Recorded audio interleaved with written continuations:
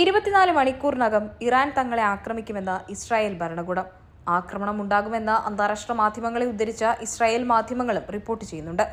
വലിയ തോതിലുള്ള സൈനിക ആക്രമണത്തിനാണ് ഇറാൻ കോപ്പ് കൂട്ടുന്നതെന്ന് ഇസ്രായേലിന് വിവരം ലഭിച്ചതായി അന്താരാഷ്ട്ര മാധ്യമമായ ആക്സിയോസ് നേരത്തെ റിപ്പോർട്ട് ചെയ്തിരുന്നു.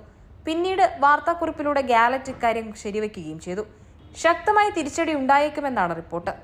കടുത്ത നടപടികൾ വേണ്ടെന്നായിരുന്നു പുതിയ ഇറാൻ പ്രസിഡന്റ് മസൂദിന്റെ നിലപാട്. എന്നാൽ കടുത്ത ശിക്ഷ തന്നെ ഇസ്രായേലിന് നൽകണമെന്നാണ് ഇറാൻ പരമോന്നത നേതാവ് അയത്തുള്ള അലി ഖമനി ഉത്തരവിട്ടിരിക്കുന്നതെന്നാണ് പ്രാദേശിക മാധ്യമങ്ങൾ റിപ്പോർട്ട് ചെയ്യുന്നത്. ഇതിന്റെ അടിസ്ഥാനത്തിൽ ഇറാൻ റവല്യൂഷണറി ഗാർഡ് ആക്രമണത്തിന് പൂർണ്ണ സജ്ജമായിരിക്കുകയാണ്.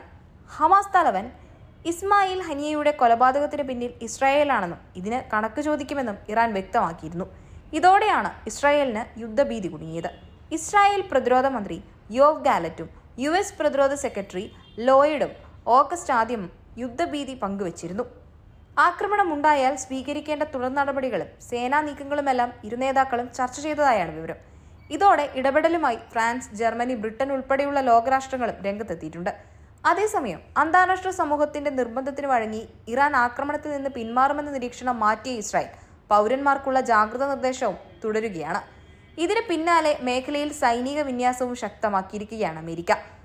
ഗൈഡഡ് മിസൈലുകൾ അടങ്ങിയ മുങ്ങിക്കപ്പലുകളെയും എയർക്രാഫ്റ്റ് കാരിയർ സ്ട്രൈക്ക് ഗ്രൂപ്പുകളെയും മേഖലയിൽ വിന്യസിക്കുമെന്ന് പ്രതിരോധ സെക്രട്ടറി ലോയിഡ് ഓസ്റ്റിൻ അറിയിച്ചു.